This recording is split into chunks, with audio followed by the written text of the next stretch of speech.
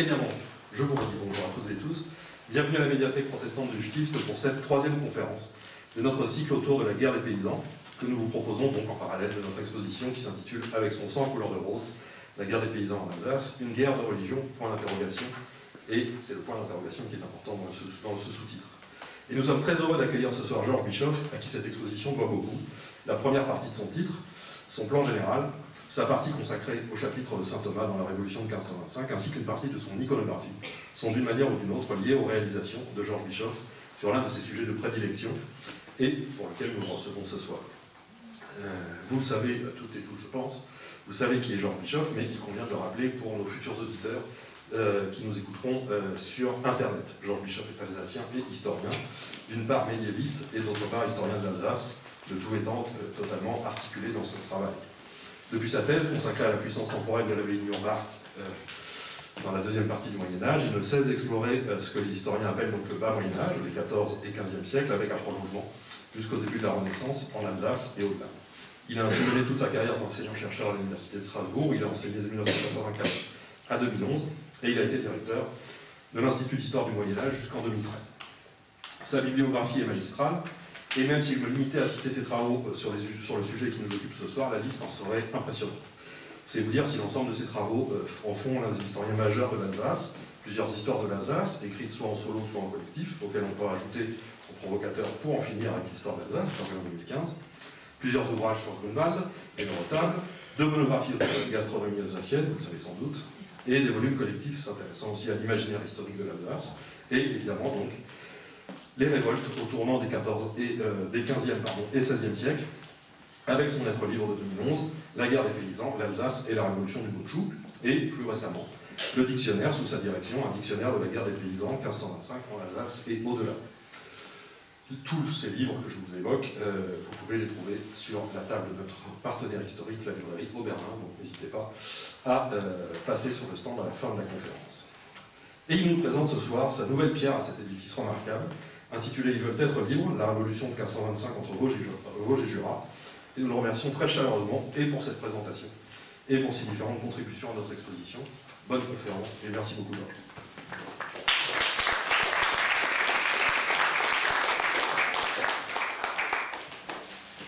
Voilà, je remercie Thomas pour cette présentation. Je voudrais vous dire à quel point je suis impressionné d'avoir à prendre la parole dans cette salle chargée d'une histoire particulièrement prestigieuse. Nous sommes en effet au cœur de Strasbourg et au cœur d'une des périodes les plus extraordinaires de son passé. Alors, je ne vais pas vous parler de la guerre des paysans en général. Vous pouvez très facilement vous renseigner. Vous avez peut-être déjà été saturé par les médias qui ont évoqué cet événement fondateur, qui n'est pas une révolte, mais qui est une révolution. Je ne vous en parlerai pas davantage. Je vous invite évidemment à voir l'exposition des archives départementales et l'exposition organisée ici même à la médiathèque protestante. Je ne vous parlerai que d'un cas particulier, d'un exemple et d'une exception. C'est les deux à la fois. C'est le cas du sud de l'Alsace, essentiellement de la région qu'on appelle le Sundgau, qui est la région qui se trouve à la limite du département du Haut-Rhin actuel et du territoire de Belfort, qu'il inclut totalement entre les Vosges du Sud et le Jura. Je voudrais placer mon exposé sous le patronage, ou du moins sous la citation que vous voyez ici, qui est une lettre qui a été envoyée à Charles Quint, l'empereur, qui se trouve en Espagne, par son frère l'archiduc Ferdinand Ier, qui administre les terres des Habsbourg en Alsace et dans le sud de l'Allemagne en 1525. Cette lettre évoque les mouvements de protestation, de révolte et des insurrections qui apparaissent dans le sud de l'Allemagne à partir de juin 1524, et plus précisément, il essaie d'expliquer à son frère quel est le ressort de ces soulèvements populaires dans les campagnes et dans les villes, et il lui explique que ces insurgés ne donneront à leur Seigneur que ce qui leur plaira, que la loi divine et évangélique ne permet pas qu'ils soient ainsi en suggestion, et qu'en conclusion, ils veulent être libres. Je crois que l'archiduc a bien compris que l'extraordinaire mouvement qui se dessine dans tout le sud de l'Allemagne, entre la Saxe et les Vosges, a un objectif politique et un objectif religieux fondé sur l'Évangile, réformer l'Église, réformer la société dans le sens de la liberté. Et l'archiduc d'ajouter, au commencement, les premiers étaient en pays d'Alsace et en comté de Ferenc. Autrement dit, dans l'esprit de ce jeune prince, c'est l'Alsace qui a donné le signal de cette insurrection, et je crois que son analyse est assez juste. Nous sommes en effet à l'épicentre de cette guerre des paysans qui va durer jusqu'à l'automne 1525 et dont la Haute-Alsace, le Sundgau, vont être peut-être l'exemple le plus long, le plus complet, en quelque sorte un laboratoire pour les historiens qui s'intéressent à ces événements. Révolution, vous savez que c'est une révolution qui se fait au nom de l'Évangile pour une société plus juste, une révolution faite par l'homme du peuple, qu'on appelle du sobriquet de Karl Strauss, Jean à la houe, l'homme du commun qui prend le pouvoir. Une révolution, c'est ça, prendre le pouvoir et appliquer un programme, en l'occurrence, un programme fondé sur l'Évangile. Ici, réformer le clergé, vous voyez cette image qui est extraordinaire, qui se trouve à Colmar, et qui nous montre, c'est un pamphlet qui est contemporain des guerres des paysans, le peuple qui s'empare des puissants et qui, on pourrait illustrer le Magnificat, élève les humbles, renvoie les riches les mains vides et, comment dirais-je, réalise un programme, et un programme d'égalité, de liberté et de fraternité. Alors, mon exposé va être construit en trois grandes parties, j'espère ne pas être trop long. Le grand malheur, c'est que quand on travaille depuis très longtemps sur un sujet, on devient extrêmement bavard, et finalement, non seulement c'est particulièrement soporifique pour le public, mais encore au risque de s'en mêler les pinceaux tout au long de l'exposé. Donc je vais essayer de me raccrocher aux branches en vous donnant mon plan, en y revenant régulièrement tout au long de ce que je vais vous présenter. Je voudrais cependant commenter l'image que vous avez devant vous. Cette image, je la dois à Thomas Guillemin et à la médiathèque. C'est une image qui est empruntée à un livre publié sans doute à Nancy peu après la campagne victorieuse du duc Antoine de Lorraine en Basse-Alsace, un livre qui s'appelle Le blason des hérétiques et qui nous montre ces paysans insurgés réprimés par une armée de chevaliers.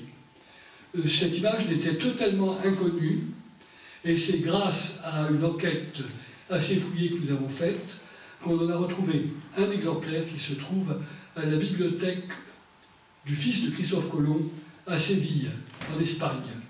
C'est un document quasiment inédit, c'est une pépite, sans doute la seule image contemporaine représentant les paysans en guerre contre leur seigneur. Alors j'aimerais d'abord placer les éléments du décor, l'arrière-plan. Je vous parlerai du Sundgau. Pourquoi? Parce que cette région-là, c'est, comme le reste de l'Alsace, soulevé le jour de Pâques 1525, le 16 avril, mais que la paysannerie y est restée active en organisant quasiment une sorte de république populaire dans cette petite région. La paysannerie est restée en armes jusqu'au mois d'octobre 1525, c'est-à-dire pendant près de 6 mois. En Basse-Alsace, vous le savez, l'insurrection qui a commencé autour de Pâques a été écrasé d'une manière abominable par l'armée lorraine entre le 15 et le 20 mai. En revanche, en Haute-Alsace, dans le Sundgau, l'insurrection n'a pas été, comment dirais-je, anéantie, mais en revanche, s'est transformée, a donné lieu à un armistice, à des négociations au cours desquelles le peuple a pris la parole, a présenté ses conceptions, a négocié et a pu exposer son programme et proposer des réformes. Le Sundgau, c'est un peu comme un Königsberg à l'envers, face à Bâle, Bâle qui est l'autre capitale de l'Alsace. On l'oublie très souvent, mais l'Alsace, c'est une Alsace double, c'est une Alsace qui a deux pôles, un pôle nord et un pôle sud. Là, nous sommes au pôle sud, qui est un peu moins froid que le pôle nord où nous nous trouvons. Et cette carte est difficile à commenter, mais elle nous montre le cou du Rhin autour de Bâle et cette région de collines. Le Sundgau, en effet, diffère du reste de l'Alsace en ayant une topographie très différente, topographie de collines, je viens de le dire, quasiment exempte de villes. C'est une campagne. Et autre caractéristique, le Sundgau, comme la moitié de la Haute-Alsace, appartient à la Maison d'Autriche. Nous sommes, en effet, dans un territoire, et un territoire qui est très bien organisé, ce qui n'est pas le cas à cette époque des autres territoires de la vallée du Rhin. Nous sommes dans une région qui s'appelle l'Autriche antérieure, qui appartient à la famille qui règne sur l'Empire, aux Habsbourg, et qui est composée de tout un ensemble de territoires que je vais vous présenter d'ici peu. Mais cette région a une caractéristique toute particulière. Elle est vraiment au centre de l'Europe, à l'épicentre de tout ce qui se passe sur le continent, à un moment où l'Autriche est en guerre continuelle contre le roi de France, avec des coalitions assez complexes, au moment où se déroulent en Italie du Nord les fameuses guerres d'Italie, dont les batailles les plus célèbres sont la bataille de Marignan, 1515. L'Alsace, la Haute-Alsace, est aux premières loges pour Marignan, comme pour la bataille de Pavie, qui a lieu en février 1525, et dont la nouvelle parvient tout aussitôt. Ça mérite d'être dit parce que nous sommes ici sur un carrefour, et un carrefour qui a une dimension européenne, ce qui explique que l'importance politique, diplomatique, militaire et économique de la chose. Alors cette insurrection des campagnes, elle se fait plus spécifiquement contre les représentants de la Maison d'Autriche en Alsace. La capitale des possessions autrichiennes, c'est la petite ville d'Ensisheim, au nord de Mulhouse. Le territoire lui-même, vous le voyez sur cette carte, il est composé de terres qui sont administrées directement par la Maison d'Autriche, autour de 4 grands bailliages, Altkirch, Thann, Lanzer et Ferret, et d'une série d'autres seigneuries plus ou moins indépendantes.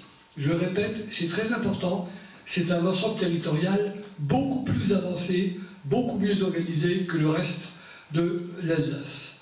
Cet ensemble territorial, et vous pouvez le voir son emplacement sur la carte qui se trouve en bas et à gauche, hein, ça constitue l'avancée la plus occidentale des terres de la Maison d'Autriche, qui inclut non seulement le Brisgau, la région du sud de la Forêt-Noire, quelques morceaux de la Souabe, donc des régions contaminées par l'insurrection paysanne très tôt, dès le mois de juin 1524, mais aussi le Tyrol, mais aussi la Haute et la Basse Autriche.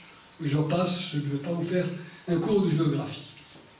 La grande caractéristique de ce territoire, à l'heure actuelle, on utilise le mot territoire pour dire n'importe quoi. Là, dans le cas précis, il s'agit d'une unité administrée depuis la ville d'Ensisheim, administrée sur les deux rives du Rhin, gérée par un bailli qui est le sire de Ribeaupierre à cette époque, qui est doté d'une véritable administration. C'est unique en Alsace, seule la ville de Strasbourg possède une administration à peu près équivalente. Un État dont la caractéristique est que le prince n'est jamais là, puisque le prince réside à Vienne, à Innsbruck ou ailleurs. Les sujets autrichiens de la vallée du Rhin, Haute-Alsace, Sundgau, Brisgau, Forêt-Noire, sont donc au cœur de l'histoire de l'Europe. Ils sont au centre de tout un réseau d'information, de communication, et par conséquent, dès que quelque chose se produit à un endroit, ils sont au courant. Les idées circulent, elles circulent peut-être d'autant mieux que la ville de Bâle, qui elle fait partie de la Confédération helvétique depuis le début du XVIe siècle, est aussi un foyer culturel de toute première importance, un foyer d'humanisme et un foyer du protestantisme naissant. Bâle, qui est la capitale économique de cette région sud de l'Alsace, n'en est pas la capitale politique, loin s'en faut. Vous voyez donc ces caractéristiques qui sont un peu originelles, un peu différentes. Cette région n'a pas été affectée par le Bundschuh, c'est-à-dire par les révoltes paysannes ou par les complots paysans qui ont précédé la guerre des paysans. En revanche, elle est très ouverte aux idées nouvelles et ses dirigeants craignent qu'elle soit contaminée par le Bundschuh. Ça a été le cas de la rive droite du Rhin, notamment du Brisgau, autour de 1513. Alors, ce que je voudrais dire maintenant, c'est que lorsque l'insurrection éclate à travers toute l'Alsace, du nord au sud, en gros entre le 15 et le 23 avril 1525, le Sundgau y joue un rôle. Le Sundgau est connecté à ce qui se passe dans le reste de l'Alsace.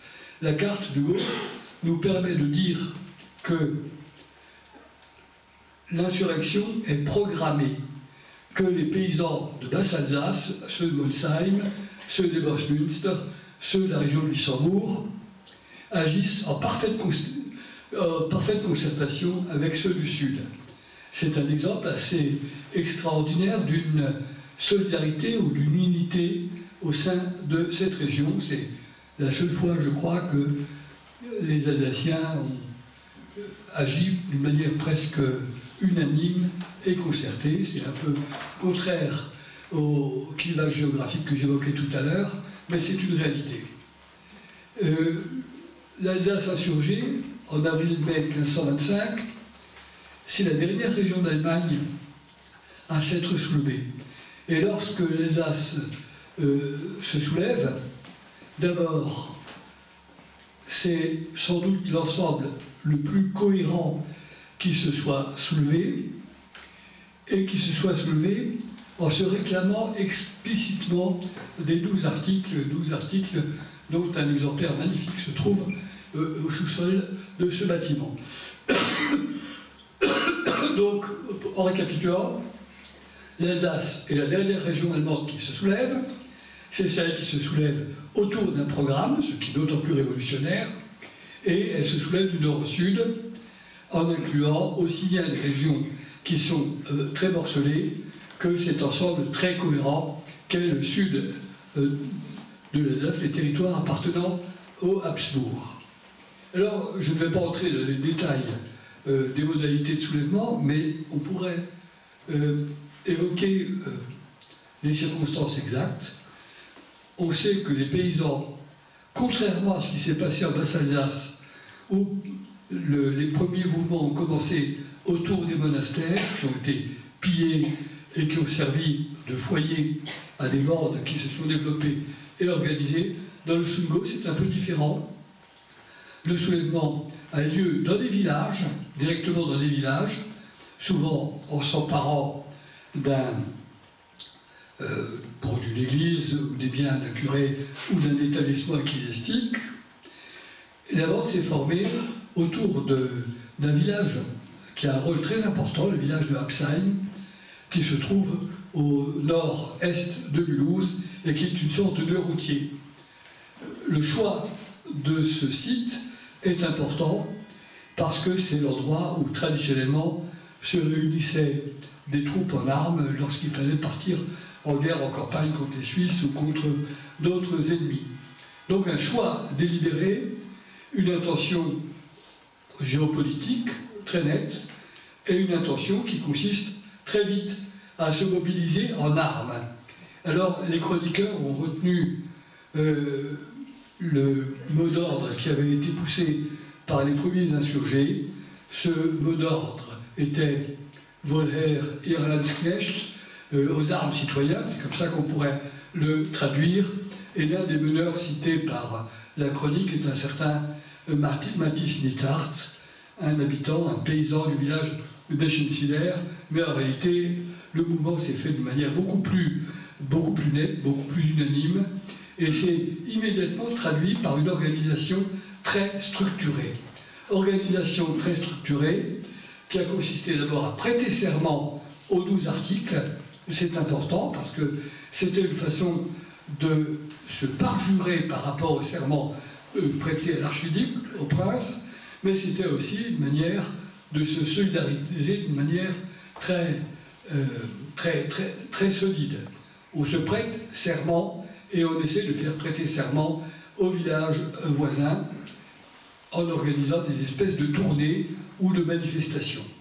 Dans le sud du massif vosgien, on remarque que les paysans germanophones, de la vallée de Masevaux par exemple, ou d'autres vallées, ont fait cause commune avec les paysans francophones, les paysans belges de l'actuel territoire de Belfort. Et là aussi, c'est quelque chose de très intéressant, parce que ça montre que ces idées de réforme qui avaient été élaborées dans des pays germaniques font tache d'huile. On croit pouvoir dire que les 12 articles ont été traduits, mais pas imprimés, en français, et que les paysans s'y sont ralliés. Le caractère révolutionnaire de ces événements est attesté par des traditions, en particulier par une tradition orale, qu'on appelle le chant de Rosemont, qui est une épopée en patois du Vallon d'Alsace, qui se termine par les mots « Si nous n'avions pas raté notre coup », c'est moi qui traduis en français actuel, nous, les habitants du Rosemont, la seigneurie en question, nous serions tous devenus des seigneurs. Un espoir révolutionnaire et l'idée d'un renversement de l'ordre. Alors, je n'en parle dans les détails, mais cette épopée extraordinaire qu'on appelle le chant de Rosemont, en patois, a été apparemment transmise oralement jusqu'au XIXe siècle par les montagnards de la région du massif du Ballon d'Alsace, qui ont relaté en une forme patoisante, héroïque, leur exploit qui a consisté, entre autres, à obtenir la reddition des habitants de Belfort qui leur ont, à leur tour, prêté serment. Là encore, je ne vais pas donner des détails. Les paysans insurgés du Sulgau vont mener des mouvements pour essayer de rallier les régions périphériques.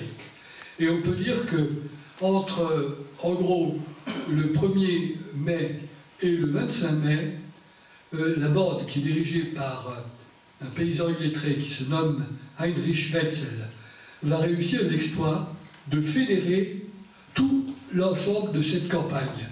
La zone qui est représentée ici en rose tombe entièrement aux mains des paysans. Les seigneurs, les membres du haut clergé se réfugient à Ensisheim, la capitale, qui est en quelque sorte repliée sur elle-même et qui essaye de tenir le coup, qui envoie des appels à l'aide au prince qui se trouve à l'époque à Innsbruck ou à Augsbourg, mais ne parvient pas à résister. Les paysans sont les maîtres du terrain. Vous le savez tous, l'intervention du duc de Lorraine, qui entre par le col de Saverne le 15 mai 1525 et qui, en l'espace de quelques jours, va anéantir les bandes paysannes de Basse-Alsace, cette campagne d'une armée de 10 000 hommes qui laisse 20 000 tués sur le terrain. Cette campagne s'achève très vite puisque l'armée lorraine repasse les Vosges par le Val de Villers, laissant intacte la bande paysanne du Soulgo. Et ça, c'est quelque chose d'absolument exceptionnel, puisque si l'insurrection a été noyée dans le sang en Basse-Alsace et n'a pas eu le temps de formuler ses revendications spécifiques et d'essayer de prendre vraiment le pouvoir dans la durée, eh bien, en Haute-Alsace, c'est le contraire qui se produit. La bande subsiste. Elle subsiste d'autant plus que, en Brisgau, et ma carte ne le montre pas malheureusement, une bande a également réussi à prendre le pouvoir. Elle dépend aussi de la Maison d'Autriche, de même que dans les campagnes proches de Bâle, l'arrière-pays de Bâle, dans le Jura, les paysans ont également pris les armes et sont les maîtres du terrain. Autrement dit, nous avons ici une sorte de sanctuaire de la paysannerie qui subsiste. Les insurgés de Haute-Alsace sont quasiment les maîtres. Alors, la campagne de pacification horriblement brutale, la croisade du duc de Lorraine, a mis fin donc à l'insurrection de Basse-Alsace sans que, je vais dire sans crier gare, enfin, on peut dire qu'il ne se passe plus rien, sauf dans l'extrême nord de l'Alsace à partir du 20 mai 1525. En revanche, dans le Soulgo, les forces paysannes sont intactes. Et c'est là que le risque d'une nouvelle campagne venue du nord pour réduire les insurgés du Soulgo va inquiéter leur voisin le plus puissant, la ville de Bâle. La ville de Bâle craint en effet que si une armée déferle vers le sud, venant du nord de l'Alsace, les conséquences humaines, les conséquences économiques et les conséquences politiques seront terribles. C'est la raison pour laquelle les Bâlois prennent langue avec leurs confédérés, les habitants de Berne, les habitants de Zurich ou de Soleure, pour s'interposer entre la régence d'Ensisheim, qui rêve de réprimer de le sang l'insurrection de ses sujets, et les paysans eux-mêmes. Et les Bâlois parviennent à obtenir une trêve. Une trêve avec, c'est un peu comme ce qui se passe entre le Hamas et Israël à l'heure actuelle, une trêve très difficile à tenir, mais dont l'objet est d'empêcher le bain de sang et surtout d'ouvrir des négociations. Et les Bâlois parviennent à obtenir que, à partir du 4 juillet, les représentants de la régence d'Ensisheim, du gouvernement provincial, les seigneurs, l'abbé de Bourbach, représentant de l'évêque de Strasbourg, qui est également seigneur en Haute-Alsace, négocieront, s'assiederont à la même table avec les représentants des paysans. Nous avons donc des négociations directes qui vont s'ouvrir. Ces négociations directes vont durer une dizaine de jours et elles vont se faire autour d'un programme, négociations qui ont lieu à l'église des franciscains de Bâle. Les Bâlois et les Suisses ont en particulier donné pour argument le fait que la Haute-Alsace et le Soulgo sont, et je cite les mots, « unser aller Weinkeller und Brotkasten », c'est notre cave à vin et notre grenier à pain. Autrement dit, les intérêts économiques de l'île de Bâle, et en particulier son approvisionnement en nourriture, de même que l'approvisionnement des Suisses qui boivent du vin de Haute-Alsace, pèse très lourd dans la décision d'empêcher des opérations militaires lourdes. Négociations qui ont lieu à Bâle.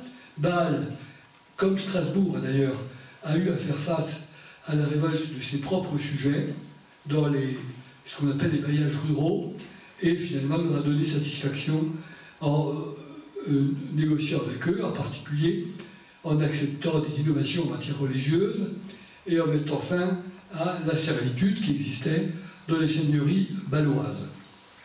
Bâle, et je crois qu'il est utile de le rappeler, c'est une ville de 10 000 habitants, peut-être un peu plus, donc plus petite que Strasbourg, mais c'est en même temps un foyer intellectuel de toute première importance. Erasme habite Bâle. Bâle est dirigé par de grands marchands, souvent escortés par des artistes très connus, comme Hans Holbein. Vous avez par exemple le portrait de l'homme au béret rouge qui se trouve à gauche, qui s'appelle Jacob Mayer, qui est un de ces notables balois qui vont peser très lourd dans ces choix politiques de négociation. Et donc la négociation va s'ouvrir avec l'idée suivante. L'idée, c'est que pendant pratiquement 3 semaines, pendant le début de la trêve, les paysans vont rédiger des cahiers de doléances, comme au moment de la Révolution française. On a quelques-uns de ces cahiers de doléances qui ont été conservés pour quelques villages ou quelques seigneuries, et on a surtout une réduction, c'est-à-dire une sorte de synthèse qui a été faite à l'échelle de l'ensemble des territoires du Sundgau, ou du comté de Ferrette, puisque c'est le nom qu'on lui donne généralement. Ces 24 articles, je vais en parler dans quelques minutes, reprennent intégralement les 12 articles. Les 12 articles, vous les connaissez, ils sont ici, vous en connaissez très bien la teneur, c'est une sorte de déclaration des droits. Alors, bien entendu, 2 articles concernent la réforme de l'Église, l'élection du pasteur, la suppression des petites dîmes, son affectation de la grande dîme. Les autres concernent le statut des paysans et visent à l'égalité de tous avec, à commencer par l'article 3, l'abolition de la servitude. Le reste, c'est la récupération d'un certain nombre de libertés anciennes, d'exploitation de la nature, la pêche, la chasse, etc. Alors, ces négociations vont permettre une confrontation directe qui est particulièrement intéressante pour l'historien, parce qu'on sait ce qu'attendent les paysans du comté de Ferrette et des régions et des seigneuries voisines. Le maître mot, c'est évidemment la liberté. Je reprends une image qui est archi connue, qui ne concerne d'ailleurs pas la guerre des paysans, mais qui est quand même un très beau symbole, l'idée de se soulever au nom d'un drapeau frappé de cette formule « Freiheit ». Alors, là, il est, je crois, important de rappeler quelles sont globalement les critiques que les paysans formulent à l'égard de l'autorité. En effet, un mot unique couvre toute une série de réalités distinctes. C'est le mot Obrigkeit ou autorité. L'autorité, en réalité, c'est un millefeuille. C'est un millefeuille qui contient l'autorité de base, celle du propriétaire d'une seigneurie, ce qu'on appelle le seigneur foncier, c'est celle du propriétaire de serfs, qu'on appelle ses dépendants, c'est celle du détenteur de la justice et de la police à l'échelle d'un banc, c'est-à-dire d'un village. Vous voyez, un empilement assez compliqué. C'est celle du prince, en l'occurrence le duc d'Autriche ou l'archiduc d'Autriche pour cette région. C'est celle de l'empereur et c'est celle de l'Église. Et les paysans insurgés veulent des réformes, voire une abolition totale de l'autorité dans ces 6 étages différents qui sont ici. On constate que ces étages de l'autorité changent, et changent considérablement au cours du XVe siècle et à la veille de l'insurrection paysanne. Vous pouvez voir que les 2 tableaux sont semblables, avec une différence, c'est que les couleurs sont de plus en plus foncées. Ça signifie la chose suivante, c'est que l'autorité est de plus en plus lourde. La seule qui ne change pas beaucoup, c'est celle du seigneur personnel qui concerne la servitude. En effet, pour autant qu'on puisse le dire, elle semble s'atténuer, même si, dans certaines régions, par exemple en Forêt-Noire, des seigneurs demandent des exigences beaucoup plus fortes à leurs serfs. Les paysans essayent de se prémunir contre cet alourdissement. J'en donnerai un exemple ici, peu de temps. Dans le cas précis de la Haute-Alsace autrichienne, j'y reviendrai dans quelques secondes, je suis un peu d'avance, la situation est à la fois plus simple et plus compliquée. Les 5 degrés, les 5 étages de l'autorité civile existent. Dans le même village peut s'exercer le pouvoir d'un ou plusieurs seigneurs fonciers, propriétaires, d'un seigneur personnel qui détient les serfs, d'un seigneur banal, du prince et de l'empereur. C'est un peu compliqué.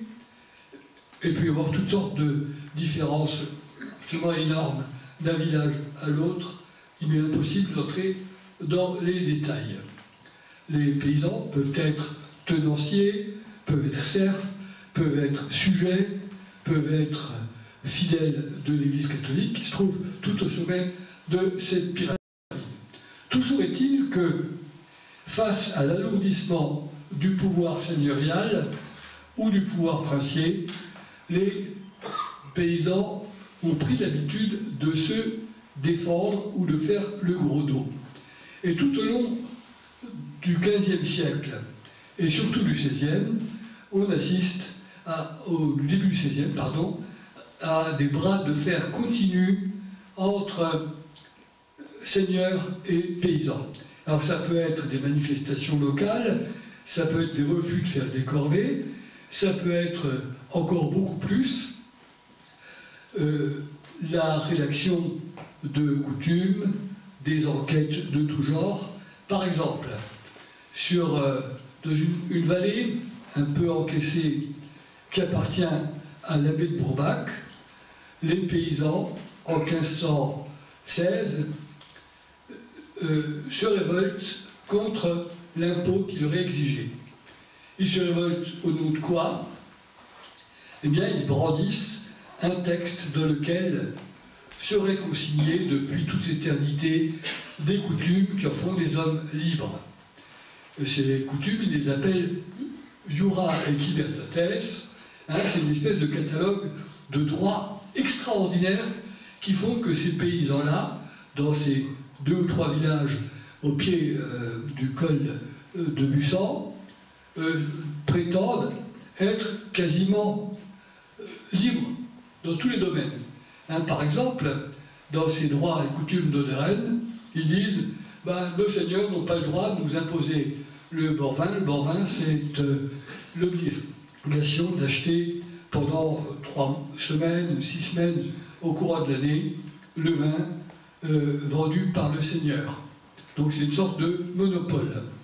De même, nous n'avons pas à payer de taxes. Nous avons le droit d'émigrer librement. Nous avons une exemption totale d'impôts. Alors c'est l'exemple même de coutumes qui sont probablement ce qu'on appelle en termes techniques une forgerie, c'est-à-dire un faux, une usurpation, mais qui montre que les paysans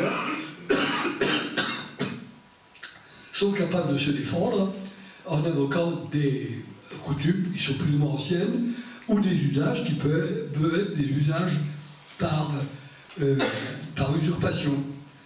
Il arrive que dans certains villages, le seigneur est tellement éloigné qu'il ne sait pas très bien ce qui se passe dans ses terres et que les paysans finissent par ne plus lui prêter serment. Donc il y a une espèce de désordre, un désordre qui provoque quelques poussées d'anarchisme ou de contestation. Et ça va parfois très loin, ça donne lieu à de véritables grèves, de véritables, alors pas des soulèvements armés, pas des soulèvements violents, mais des manifestations de mécontentement qui se traduisent par des procès. Et alors là, c'est une grande nouveauté.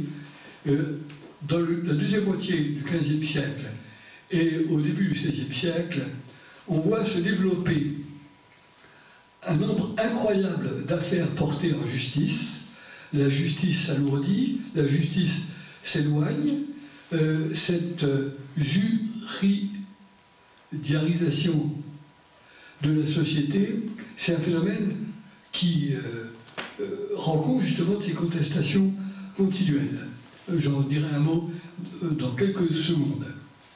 Dans le cas des pays qui dépendent de la Maison d'Autriche, dans le sud de l'Alsace, l'autorité suprême, c'est l'archiduc, donc le frère de l'empereur. Il y a en quelque sorte un maître unique qui coiffe tous les autres maîtres. Vous voyez donc que la situation de ce millefeuille administratif, judiciaire ou politique est à la fois plus simple et plus complexe parce que, en dehors du prince, il y a d'autres intervenants. Il y a évidemment les différents seigneurs des différents niveaux.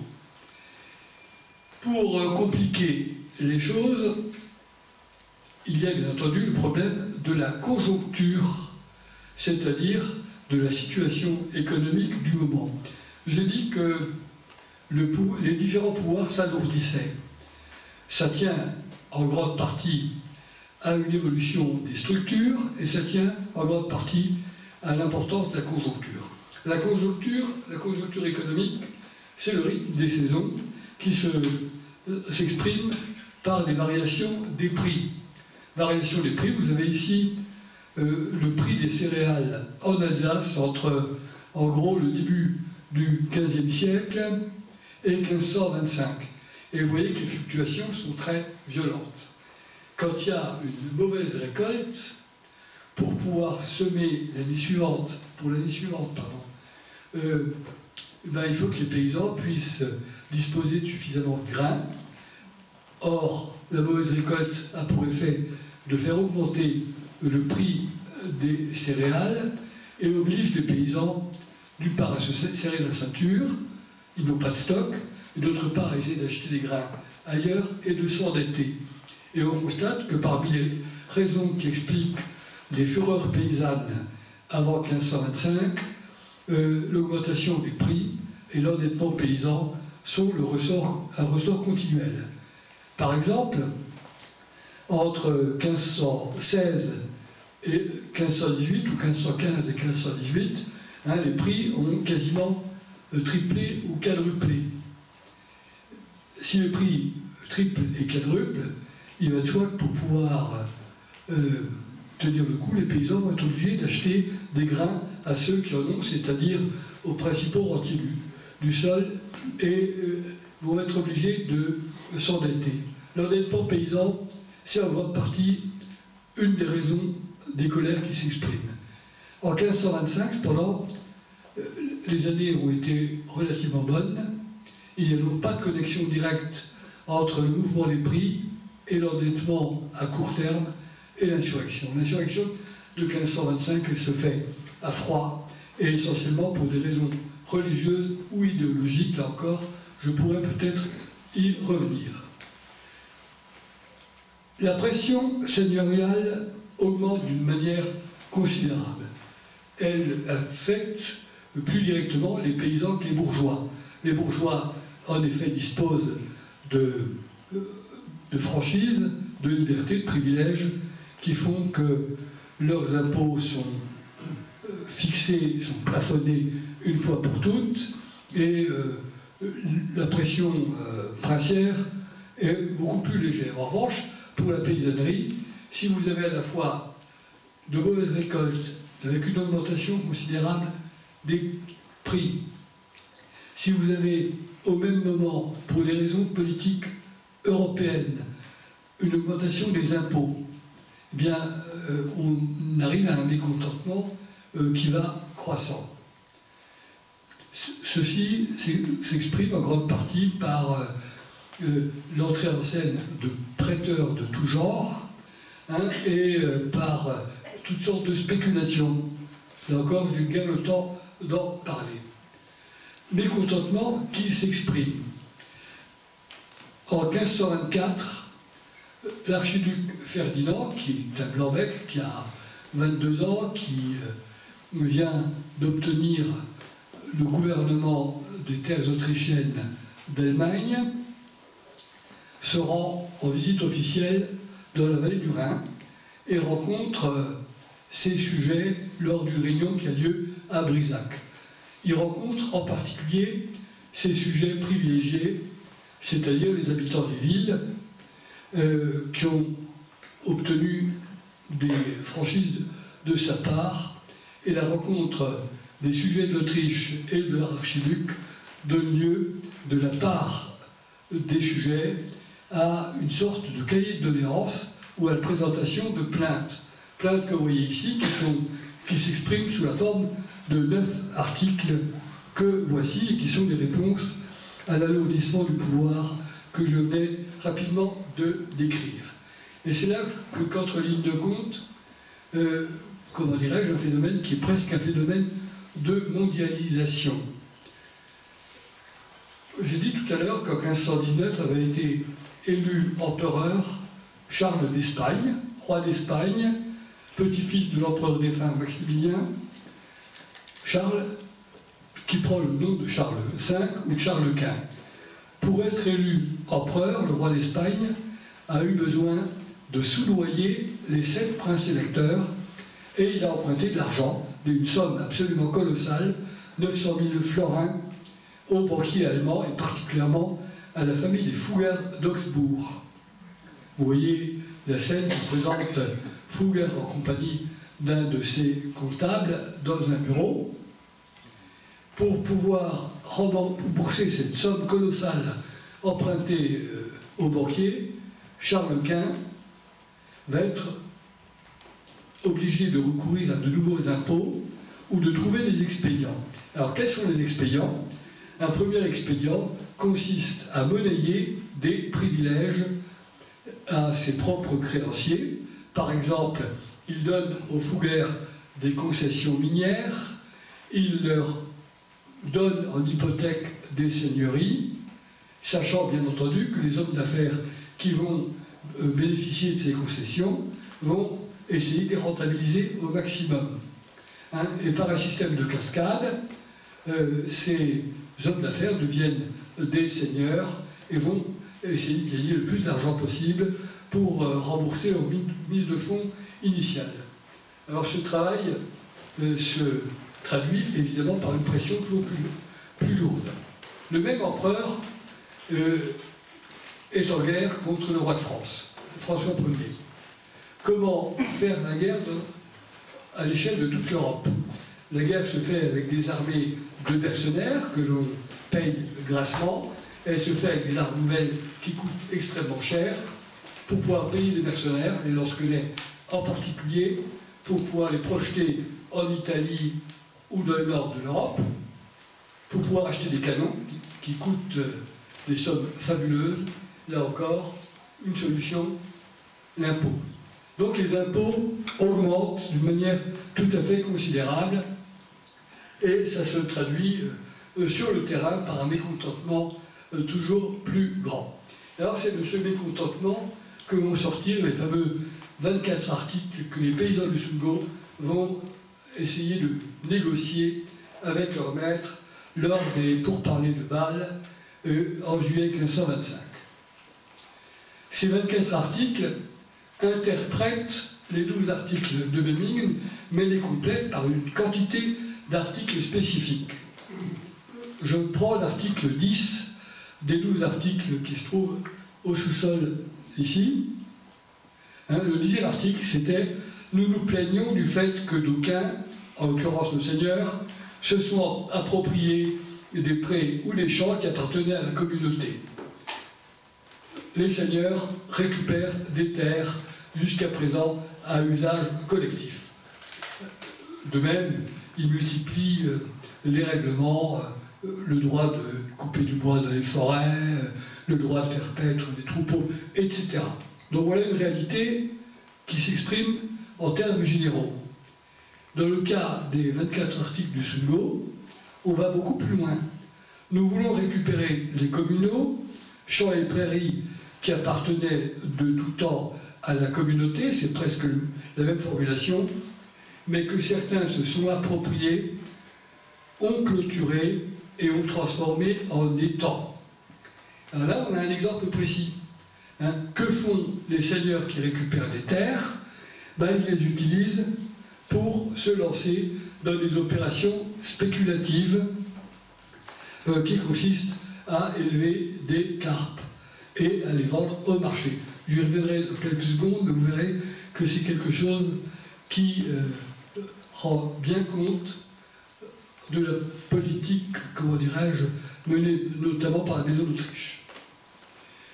Dans ces 24 articles, on retrouve des articles qui avaient déjà été formulés lors du Bundschuh, des articles qui se trouvaient dans les doléances de 1524 que je viens d'évoquer tout à l'heure, et des articles nouveaux. Et on constate qu'il y a une parenté particulièrement forte. Par exemple, le Bundschuh, en 1493, autour de Sélestat, qui était une révolte contre l'endettement, contre l'appauvrissement de la paysannerie, dénonçait le rôle des tribunaux d'église qui souvent condamnaient des débiteurs à la confiscation de leurs terres. Donc, on contestait le rôle de l'officialité diocésaine. En 1524, cette même doléance est reprise à l'échelle, comment dirais-je, d'un dialogue avec le prince. Et en 1525, on passe à une argumentation plus développée. Nous n'accepterons plus de supporter l'intervention des tribunaux ecclésiastiques. Alors je pourrais donner un certain nombre d'exemples dans le même sens. Même chose, supprimer les tribunaux lointains, en expliquant que ça fait perdre du temps et que ça introduit des perturbations chicanières dans la vie des campagnes. De la même manière, on dénonce l'interdiction du cumul des bénéfices ecclésiastiques, et en particulier, et c'est là qu'on voit l'influence de la réforme qui paraît très prégnante dans ce cas précis, dans les articles de 1525, l'article 14 nous dit on va simplement réformer le clergé, on va supprimer les couvents. Pourquoi on supprime les couvents? Parce que ils accaparent les richesses, ils prêtent de l'argent, ils font saisir des terres et ils ne servent à rien. C'est un argument qui avait déjà été évoqué, la fermeture des couvents, le fait qu'une partie du clergé soit théoriquement coupée du monde et finalement utilise cette situation pour exploiter encore davantage des seigneuries. Luther avait expliqué ça dans l'appel à la noblesse allemande, un texte rédigé en 1520. Un autre élément qui apparaît dans les articles de 1525, qui apparaissait déjà dans ceux du Bundschuh, mais qui était totalement absent des 12 articles, les 12 articles ne parlaient pas de supprimer des couvents. Les 12 articles ne parlaient pas d'expulser les juifs. Ben ici, on constate que la paysannerie de Sundgau réclame l'expulsion des juifs, alors même que les communautés juives de la région se réduisent à quelques familles au grand maximum et ont un rôle économique très secondaire, c'est l'ordre du fantasme. De la même manière, la dénonciation des taxes, qui est une sorte de leitmotiv. Négociation qui va aboutir à une sorte de compromis. Si vous voulez, c'est un peu essayer de trouver un moyen d'en sortir sans passer par un bain de sang. Ici, c'est une diapositive qui s'est promenée, que j'aurais dû vous montrer un peu plus tôt, qui évoquait cette fameuse question de l'élevage de carpes, qui est un moyen utilisé par des petits seigneurs pour essayer d'augmenter leurs profits. Les terres incultes qui étaient pendant très longtemps laissées à la disposition libre des paysans pour y faire paître des troupeaux communs, ces terres incultes sont saisies par le seigneur qui y aménage très facilement, à très bon marché, en créant des digues, des séries d'étangs, et qui va donc les convertir dans une opération spéculative particulièrement intéressante à une époque où la consommation de poissons fait partie des exigences de l'Église, au moins 100 jours par an. Donc c'est un exemple de rentabilisation des seigneuries, et on constate que ces exemples de rentabilisation, on les retrouve partout. En particulier, la création de ces étangs se fait très souvent par des corvées. Donc la paysannerie se défend et essaye de, comment dirais-je, d'alléger la tutelle des seigneurs. Les 12 articles y contribuent, les 24 articles nous donnent un tableau tout à fait saisissant de la situation de la Haute-Alsace et du Sundgau. Mais tout cela va beaucoup plus loin. La paysannerie pense déjà à un système politique qui serait plus juste et plus égalitaire. L'idée, ce n'est peut-être pas encore de passer à une sorte d'utopie politique, mais l'utopie politique est un concept qui est connu des gens derrière des paysans, et en particulier depuis qu'a été publié à Bâle en 1518 le fameux le texte intitulé Utopia, le texte de Thomas More, qui réfléchit ou qui propose un monde où une république idéale pourrait exister dans un système de représentation, un système d'égalité et de solidarité des hommes.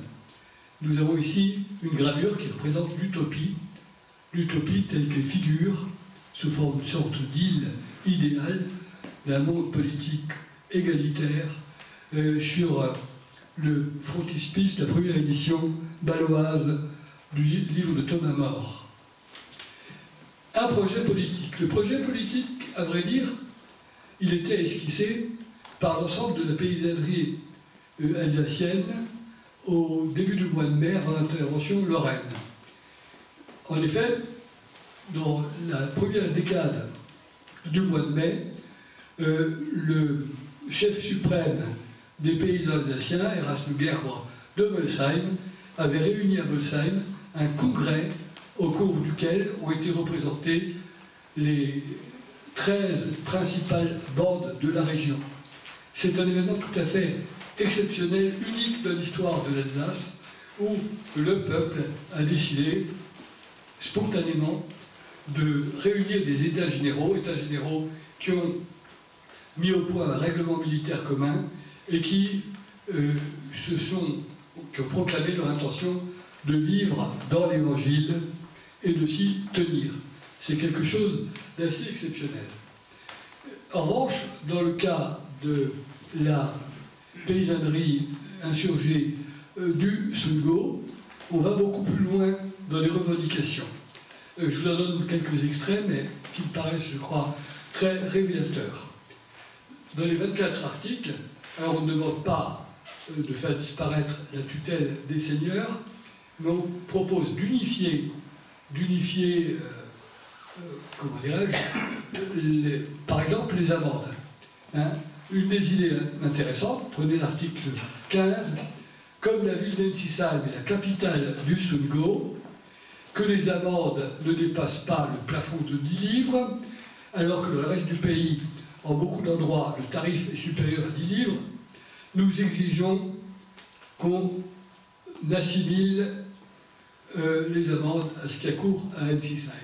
Donc l'idée d'un système, d'une loi unique qui s'applique à tous. C'est quelque chose, c'est un argument extraordinaire d'unité territoriale.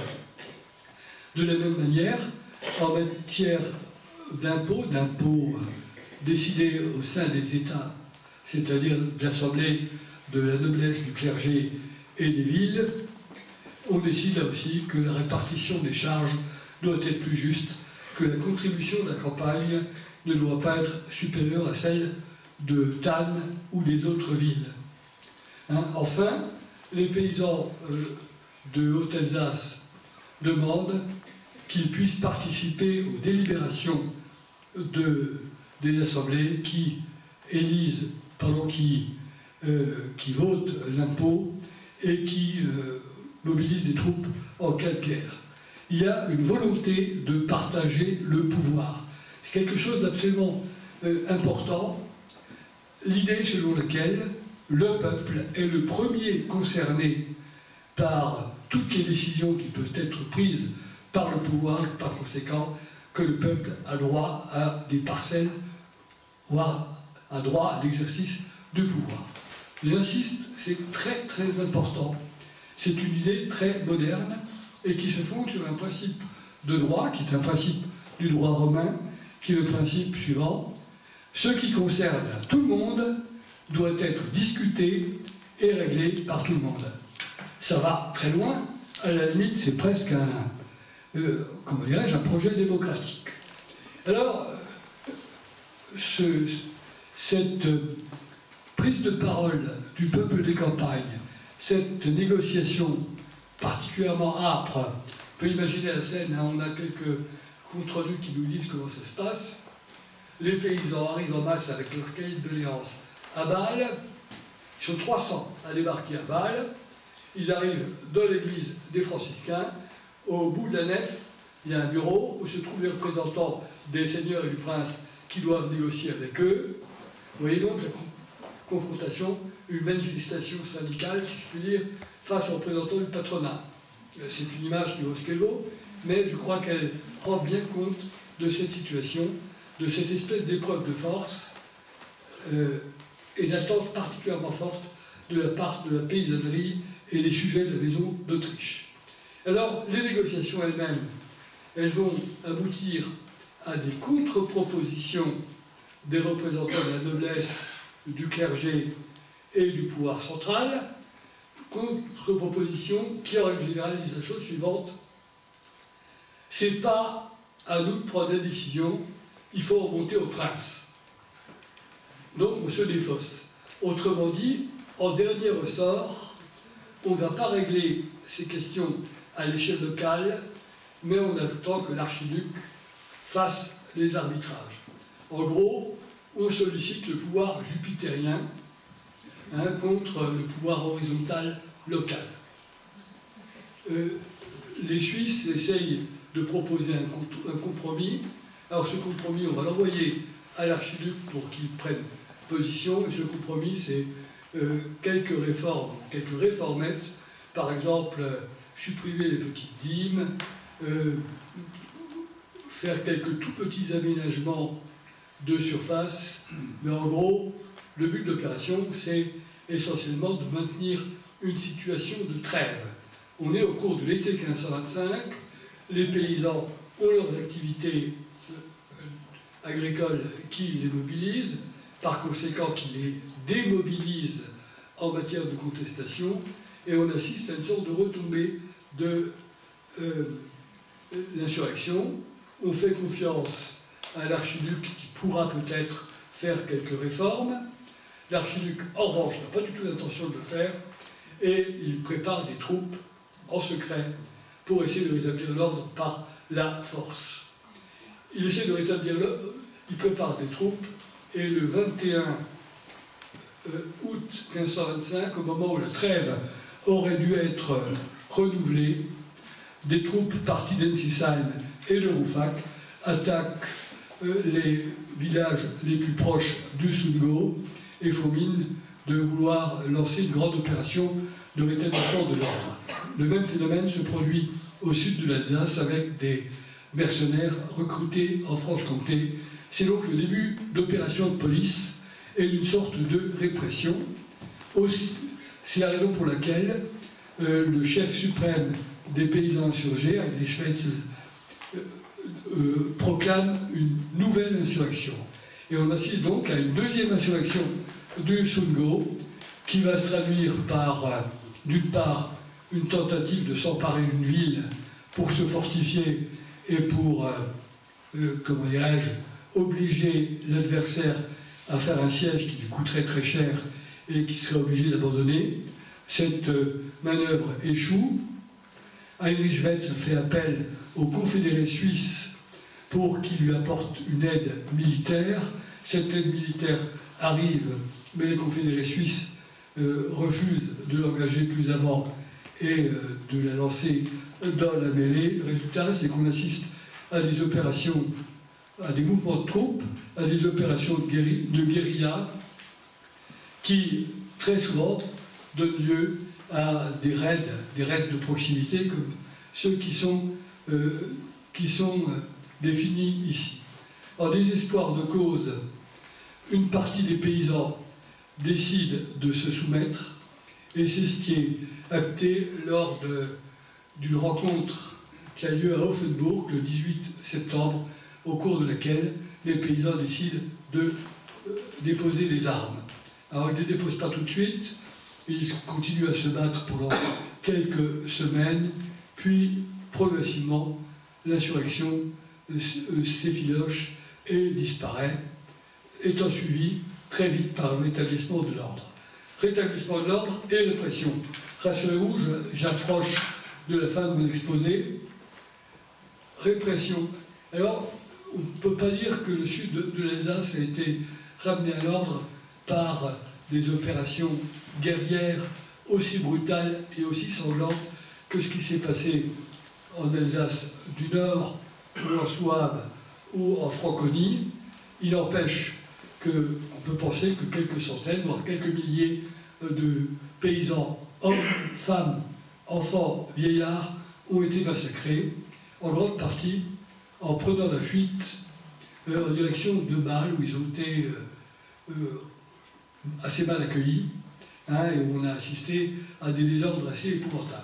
Donc, une sorte de grande fuite, des raids continuels, une sorte d'opération de terre brûlée, qui a été suivie par des mesures de répression, comme par exemple celle qui a été imposée le 28 août 1525 dans le sud du territoire de Belfort actuel, autour de Nesle, de Morvillars, de Grand-Villars, où vous voyez ici quelles étaient les modalités de cette répression: déposer les armes,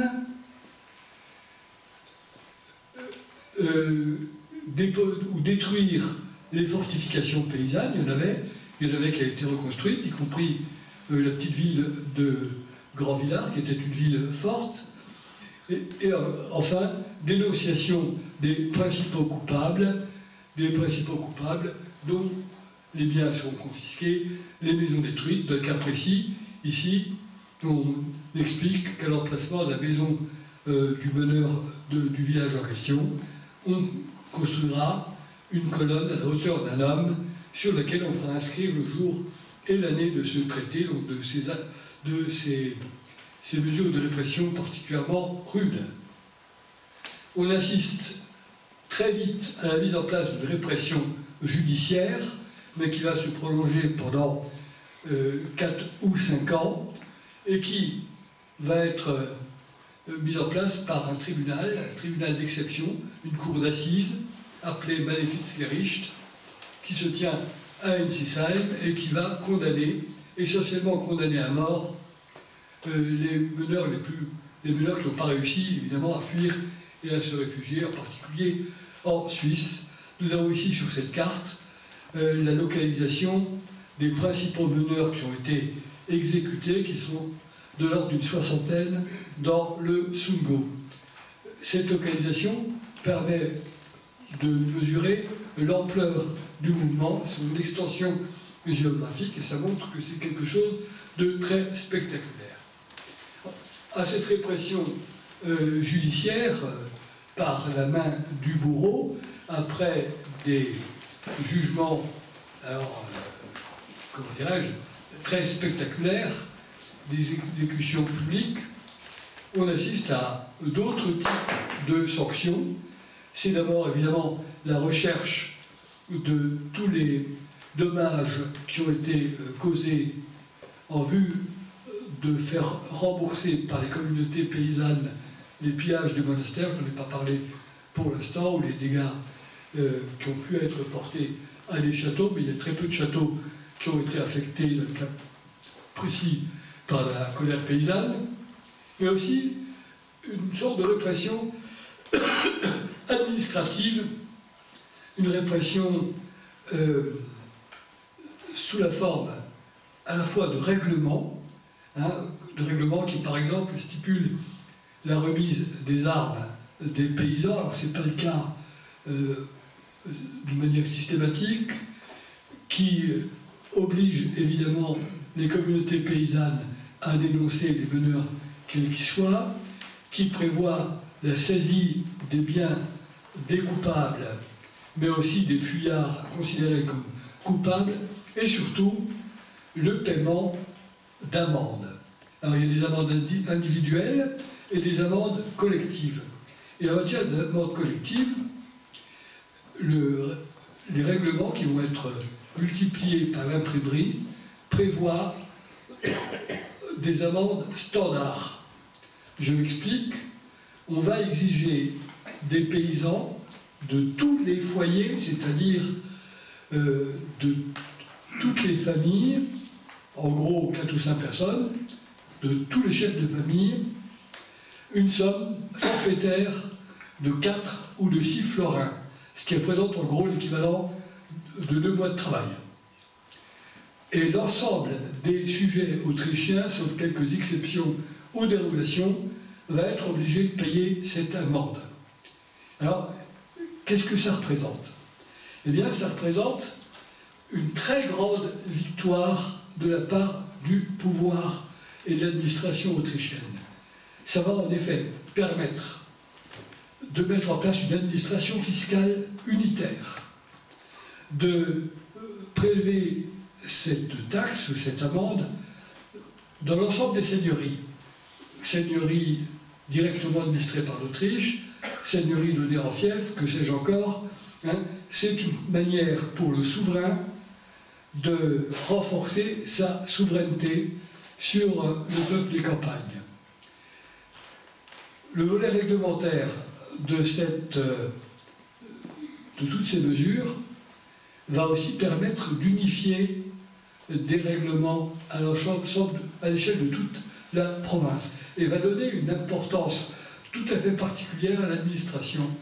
C'est de la foulée de la guerre des paysans qu'est reconstruit à Ensisheim un bâtiment qui est en quelque sorte le premier centre administratif moderne dans lequel siégeront des administrateurs chargés de mieux gérer les seigneuries, de faire rentrer les revenus et surtout de juger tous les contentieux sur place. Là aussi, c'est un progrès. C'est un progrès parce que la justice est en quelque sorte unifiée, ou en tout cas coordonnée. C'est un progrès aussi parce que ça donne une certaine satisfaction aux demandes qui avaient été faites par les paysans qui souhaitaient en effet trouver des systèmes d'amende unique ou des systèmes de justice de proximité. Un progrès. J'arriverai au troisième et dernier point qui me servira de conclusion. Vous pouvez constater que, à force de parler de la guerre des paysans, je commence à en savoir de moins en moins et à avoir de plus en plus de doutes et à vadouiller de plus en plus. Je voudrais dire que la répression se met en place de manière durable et elle va profondément modifier la façon de gouverner cette province autrichienne. En particulier, on va constater que les seigneurs qui se tenaient mal, par exemple en créant ces fameux étangs et en dépouillant leurs propres sujets, ils vont se tenir un peu mieux. Ils vont avoir peur et ils vont comprendre que l'aile protectrice de l'administration archiducale les serfs, ils ont tout intérêt à se placer sous cette protection-là. Les établissements religieux, j'en ai pas parlé, vont faire à peu près la même chose, à la fois pour récupérer les biens qui leur ont été spoliés, mais aussi parce que finalement, pour eux, leur intérêt, c'est de se placer sous la tutelle de l'archiduc. Et ainsi de suite, on pourrait dire que les premières victimes de la répression, ce sont quelques-uns des détenteurs du pouvoir qui ont été obligés de renoncer à leur arbitraire et qui ont été obligés de se discipliner. C'est déjà un effet important. Ça se traduit en particulier par le fait que les détenteurs de serfs vont progressivement essayer d'adoucir la condition de leurs dépendants, et en particulier l'une des macules serviles les plus rudes, qui était le fort mariage, c'est-à-dire l'interdiction pour un serf d'aller se marier en dehors du village où il résidait et du groupe auquel il appartenait. Le fort mariage va quasiment disparaître. de même qu'un certain nombre de petites taxes exigées des serfs pour, en quelque sorte, valider leur appartenance. Donc il y a vraiment des progrès qui entrent en ligne de compte, en grande partie parce que les autorités actives aux étages les plus bas du système seigneurial ont été obligées de faire machine arrière et de se comporter un peu mieux. Réussite, on peut dire qu'effectivement, cette région va être mieux administrée et la justice y régnera un peu moins mal. Réussite aussi, parce que la relève est très rapide. Et là, c'est un point qu'on oublie très souvent, mais qui est, je crois, quelque chose de très important à dire, c'est que 15 ou 20 ans après la guerre des paysans, l'Alsace, toute l'Alsace, du nord au sud, connaît une prospérité jamais vue auparavant. Nous entrons dans un siècle d'or, et c'est d'autant plus étonnant que cette phase de prospérité qui fait de l'Alsace une sorte de pays de cocagne, finalement, s'est faite après un bain de sang sans équivalent, après la perte de quelques dizaines de milliers d'hommes jeunes dans la force de l'âge. Alors c'est un mystère. Comment expliquer ce mystère? Eh bien, probablement par une relève extrêmement rapide. La relève rapide, c'est l'immigration, mais c'est aussi le fait que, à la veille de la guerre des paysans, la démographie se portait bien. Les familles étaient nombreuses, et par conséquent, les hommes qui ont fui, les hommes qui ont été tués au combat, ont été assez vite remplacés par leurs fils, éventuellement par leurs femmes provisoirement, voire par leurs parents, s'il y est encore, et on a assisté à une relève dans la discipline, dans l'ordre, dans la peur des uns et des autres, peur des puissants, peur des faibles, des puissants, peur de la force qui a pu être déployée par des bandes paysannes qui réunissaient 10, 15 ou 20 000 hommes, qui étaient capables de s'emparer de villes, qui étaient capables de mettre le feu à des abbayes. Donc tout ça fait qu'on assiste à une sorte de choc, et c'est un choc qui va stabiliser les relations des hommes, les relations de pouvoir. L'Église qui prêtait le flanc à des critiques nombreuses, parfois presque exagérées, l'Église se comporte aussi beaucoup mieux. On assiste en effet, dans toute l'Alsace, mais particulièrement dans l'Alsace autrichienne, à une réforme du clergé catholique. Une réforme qui va dans le bon sens, qui va se traduire peu après par ce qu'on appelle la contre-réforme. On va mieux faire marcher l'institution ecclésiale, on va éviter les abus les plus patents, et là aussi, ça va contribuer à une relève plus efficace. Donc le résultat, c'est que 20 ans après, la guerre des paysans, c'est un souvenir, je vais dire, invisible. On n'en parle pas. On a mis une espèce de couvercle sur la société, sur la politique. On a peut-être d'autres peurs, d'autres éléments qui fédèrent. Toujours est-il qu'on entre dans une phase absolument extraordinaire de prospérité qu'on pourrait définir comme une sorte de paix glacée. Hein, tout le monde a un peu peur de son voisin. Et nous avons ici une image qui est très révélatrice. C'est celle d'un château, le château du Weckental, qui se trouve à la limite du Sundgau, dans le bassin potassique actuel. En 1500, ce château, vous le voyez, est à moitié en ruine. Hein, vous voyez qu'il y a une tour qui est totalement écroulée, il y a une autre tour qui a une horrible lézarde.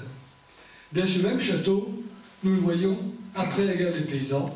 Il a été reconstruit et surtout il a été mieux fortifié en grande partie parce que son détenteur, le noble de Weimar, pouvait avoir peur d'une éventuelle reprise d'une insurrection.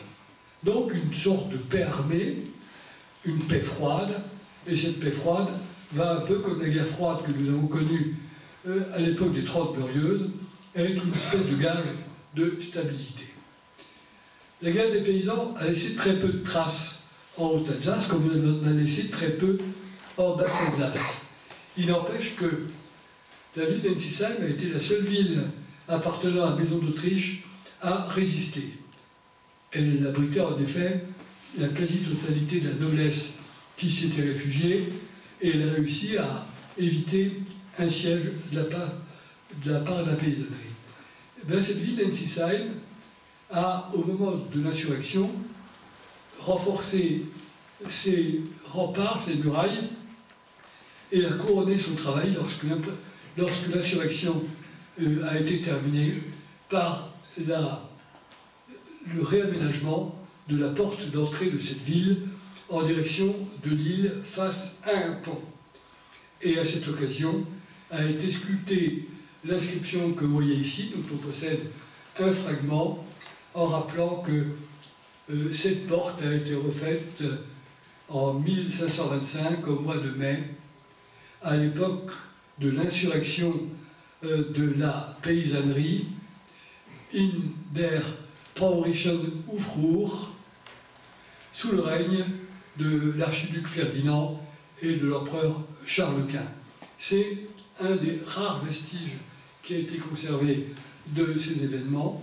Ce vestige se trouve actuellement au musée de la Régence d'Ensisheim, et il a été retrouvé en 1940, lorsque des soldats du génie de l'armée française ont fait sauter le pont qui faisait face à cette porte qui avait été détruite beaucoup plus tôt, au XVIIIe ou au XIXe siècle, et en faisant sauter le pont, ils ont trouvé cette pierre qui avait été réutilisée dans la maçonnerie et qui était le dernier témoin d'une histoire fantôme, d'une histoire qui remontait à la surface, d'une histoire qui a été redécouverte, mais qui n'a pas été redécouverte dans sa véritable consistance, dans sa vraie nature, une histoire dont j'ai eu l'honneur de pouvoir reconstituer la trame dans le livre qui est apparu le mois dernier sous l'égide de la Société d'histoire sundlovienne.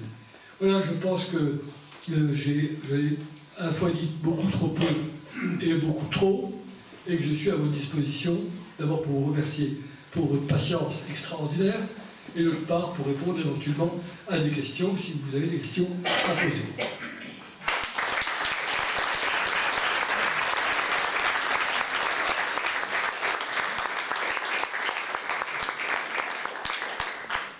Bien, alors tout d'abord, un immense merci à Georges pour cette plongée dans l'histoire du football. C'était passionnant. Un merci à vous, puisque c'est la première fois qu'une assemblée aussi nombreuse ne fait pas sonner l'un de ses téléphones. Donc je vous en suis très reconnaissant. Merci beaucoup.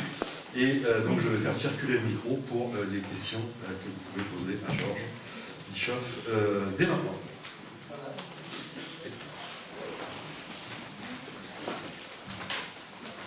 Oui, alors c'est peut-être un manque d'attention de ma part, mais la collection qui s'est faite et qui a permis à tous les paysans d'agir au même moment, quelle était cette organisation? Alors, il est très, très difficile de savoir quels sont les réseaux souterrains, ou le téléphone arabe, dirait-on actuellement, qui ont permis cette mobilisation. Vous savez qu'à l'heure actuelle, vous pouvez très facilement organiser une manifestation grâce à Facebook ou à Internet. En revanche, à l'époque, on ne sait presque rien de la façon dont le complot a été mis au point. Ce que l'on sait, c'est qu'effectivement, circulaient des messagers dans les campagnes à la veille du soulèvement. Hein, il y a une chose qui me paraît très, très, très étrange, c'est que l'Alsace a été la dernière grande région germanique à se soulever. On peut dire que presque toutes les autres étaient déjà montées en ligne, en Souabe, en Franconie, au Palatinat, plus à l'est en Thuringe. Donc l'Alsace est la dernière arrivée.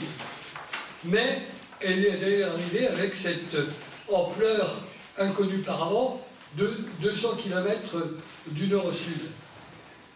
Et très peu de signes avant-coureurs. C'est précisément parce que les signes avant-coureurs n'étaient pas là que les autorités alsaciennes n'avaient quasiment pas de troupes à leur service. Les rares hommes d'armes étaient mobilisés en Souabe et donc n'étaient pas sur le terrain pour empêcher éventuellement le premier rassemblement.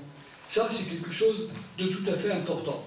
Alors, comment ça s'est passé d'une manière souterraine, hein, difficile à dire, mais ce que l'on sait, c'est que les paysans disposaient déjà de bannières, et les bannières qui affichaient leur programme.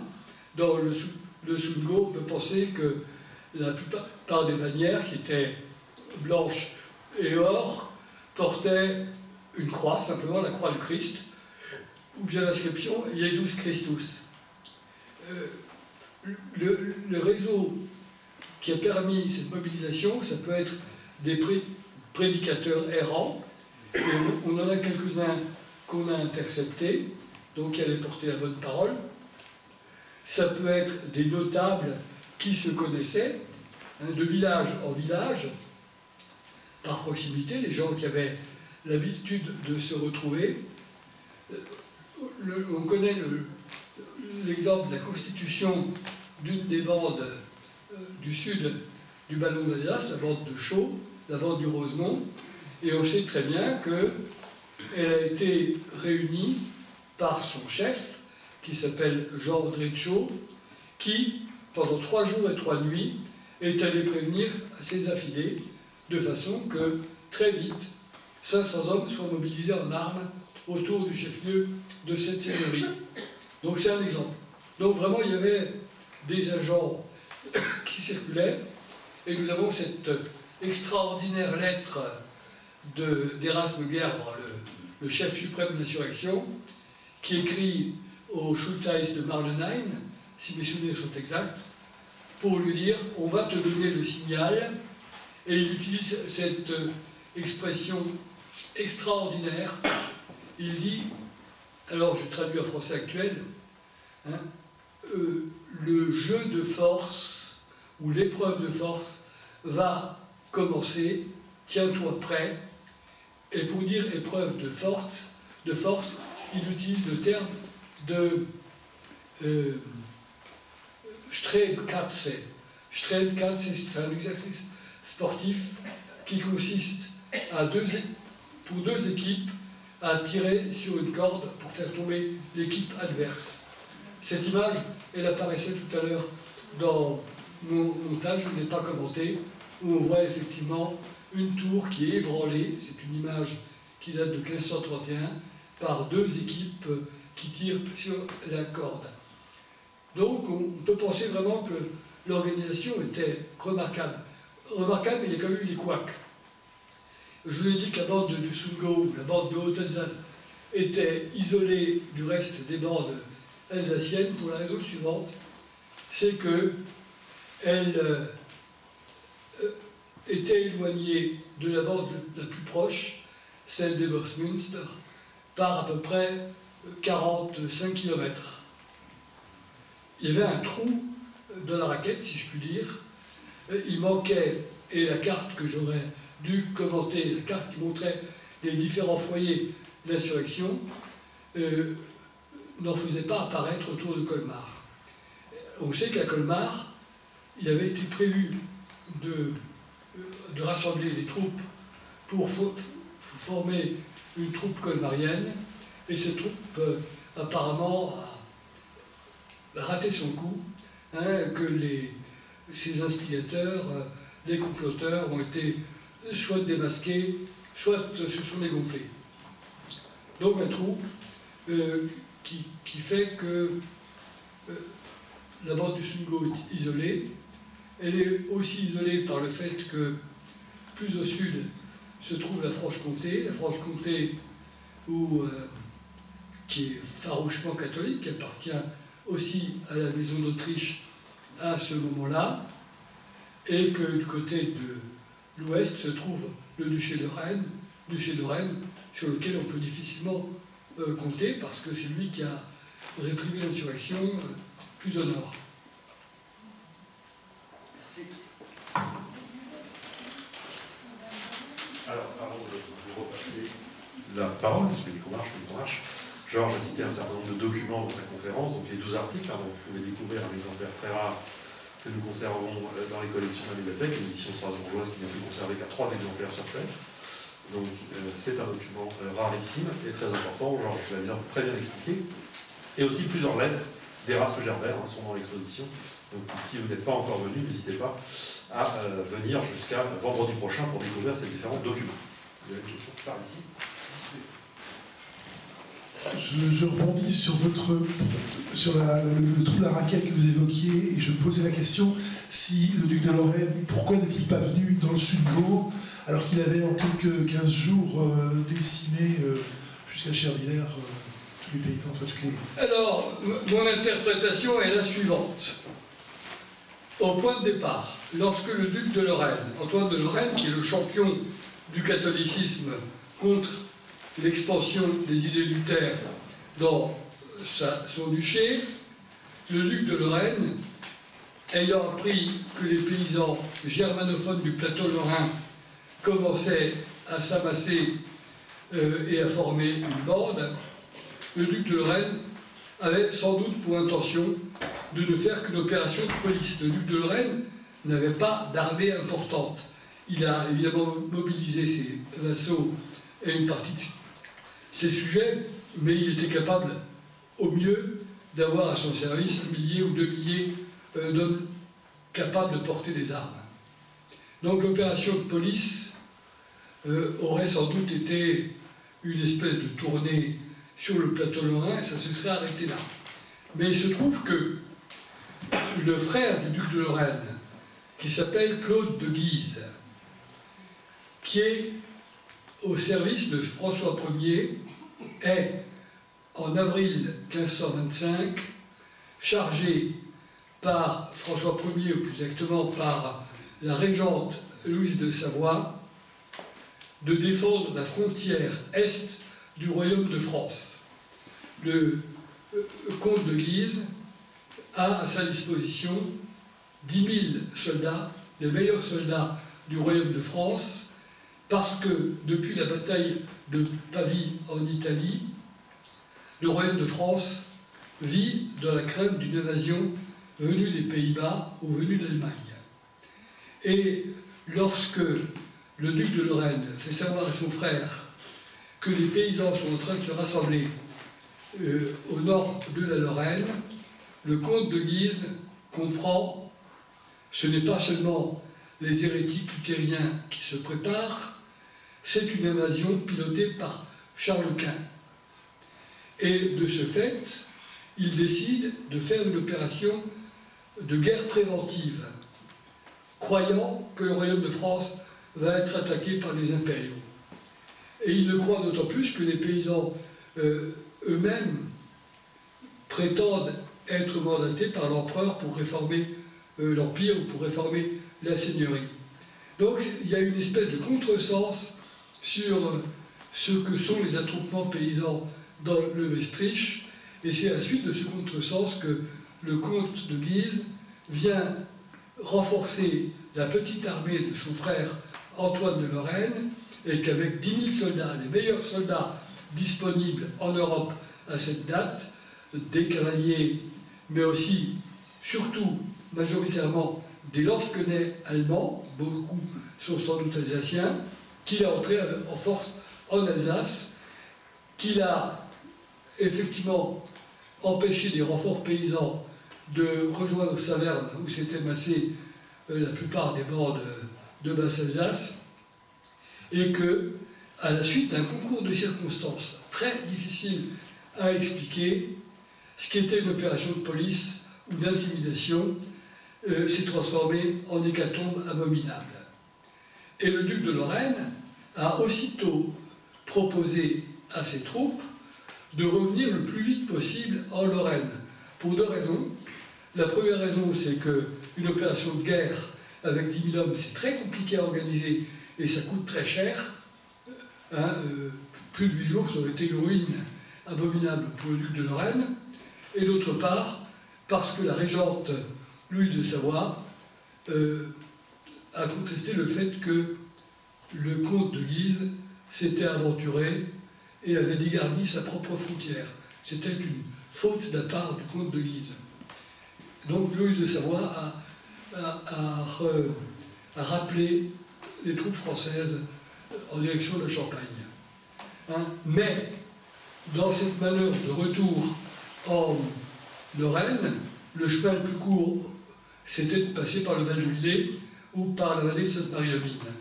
Et il a passé par le Val de Villers, et arrivé devant le Val de Villers, ben, il n'avait pas prévu qu'une troupe de paysans de moyenne Alsace, des Bosmünster, serait présente et qu'une bataille serait livrée, bataille qui a été terrible, bataille au cours de laquelle on peut considérer qu'à Chervillers, le soir du 20 mai, 5000 paysans ont été tués, mais ces 5000 paysans, ou ces 10 000 paysans au total, ont dû infliger des pertes de l'ordre de 500 personnes dans l'armée franco-lorraine, ce qui est énorme. C'est une bataille absolument terrible. Alors, je ne vais pas entrer dans les détails, mais c'est une bataille, c'est la plus importante bataille qui se soit déroulée en Alsace avant le XIXe siècle, donc ça mérite d'être dit, et ça a été au départ un exemple remarquable de résistance paysanne. Mais ça, je n'ai pas le temps d'en parler très longuement. Alors, le duc de Lorraine n'avait absolument pas l'intention d'aller plus au sud. Il l'a dit lui-même. Il a dit, bah, écoutez, j'ai fait le travail, du reste, il n'a plus jamais fait la guerre après. Donc je pense qu'il a dû lui-même très mal vivre cet épisode où, au cours duquel un massacre avait été commis sous ses yeux, sans doute contre sa volonté, devant les murs de Saverne. Et le duc de Lorraine a dit, bah, écoutez, c'est aux autres de continuer le travail, j'en ai fait assez. Par ailleurs, les confédérés suisses lui ont rapidement envoyé une ambassade pour lui dire, surtout n'intervenez pas en Haute-Alsace, sans quoi ce serait une catastrophe absolue. Hein? La différence, ce qu'il faut dire à propos de cette campagne de l'armée franco-lorraine, c'est que finalement, elle n'a impacté que 3 sites.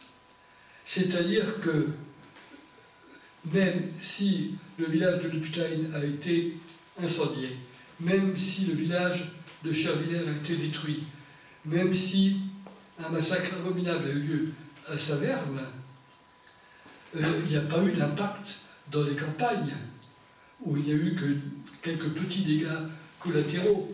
Il n'y a pas eu d'opération de terre brûlée, une opération longue et une occupation. En revanche, si le duc de Lorraine ou une armée avait pénétré plus avant en direction de l'Alsace du Sud, elle aurait eu maille à partir à des soldats plus aguerris probablement, et les dégâts auraient été pires. Hein? D'où l'insistance des Balois et des Suisses à éviter que les Lorrains ne poursuivent. Pas de pacification. Oui, madame. Vous avez parlé des bannières tout à l'heure, et à l'exposition, vous réalisez des petites maquettes avec des figurines de plomb. Et j'ai trouvé bien curieux l'interprétation des couleurs, puisque vous avez fait un drapeau arc-en-ciel devant la ville de Molsheim. Alors, comment dirais-je, la nature même des bannières des paysans est assez difficile à expliciter, mais ce que l'on peut penser, c'est que dans la plupart des cas, c'était des slogans. Hein, le slogan qu'on trouve le plus souvent, c'est « La parole de Dieu demeure éternellement ». C'est les mots « Jesus Christus », c'est l'image du Christ en croix et de la Vierge. En revanche, on a prétendu que à la bataille de Frankenhausen, livrée par la bande de Thuringe à l'armée du duc de Saxe et du landgrave de Hesse, les partisans de Thomas Münzer avaient des bannières sur lesquelles avaient été peintes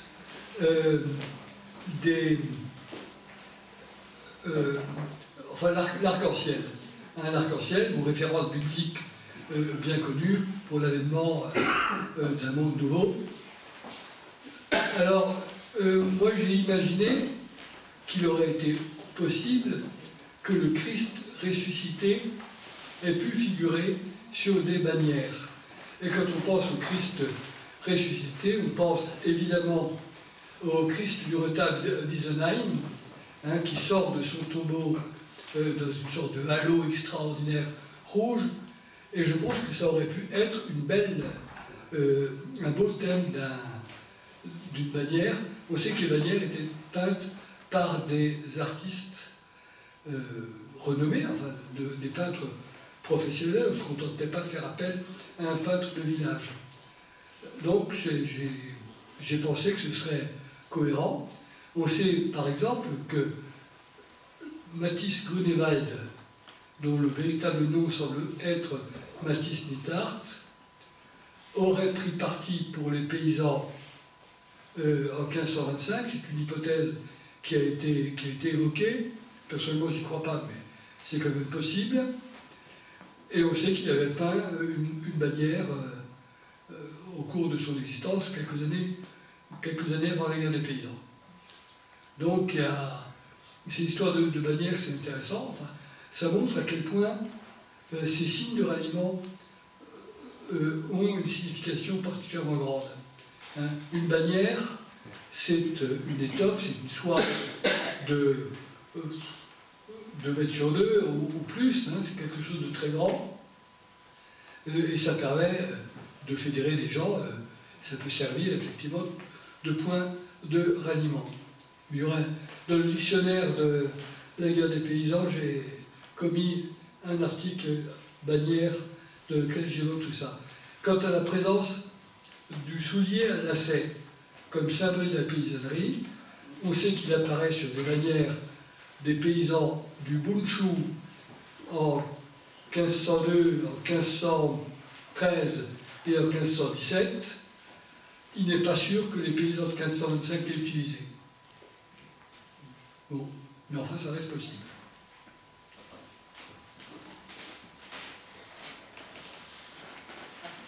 Y a-t-il d'autres questions?